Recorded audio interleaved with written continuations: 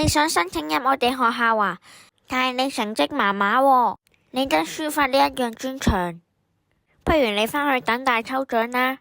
我覺得成績表只不過係一張紙嚟，咩港大、中大、科大都唔及我張補習院大。講得好，我好欣賞你嘅睇法。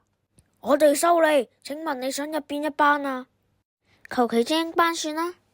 Very good，我哋學校就係需要你呢種敢於挑戰、有抱負嘅優秀學生。咁功課量方面，你要求幾多啊？1啊，每日一樣功課，只係我哋普通班嘅水平喎。係一個學期做一次功課。好似你呢種咁嘅人才，一個學期做一次功課就夠啦。咁你幾時可以返學呢？睇心情啦。咁就睇心情啦。咁你仲有咩問題啊？冇問題啊。麻煩晒同我阿爺，即係你哋校董講聲，幫我配多個同學仔同我玩，喺呢度返學太無聊啦。好嘅。乜呢個係校董嘅孫啊？係喎，老豆，記得今晚返屋企食飯啊。吓？乜你哋係？嘣嘣嘣嘣嘣嘣。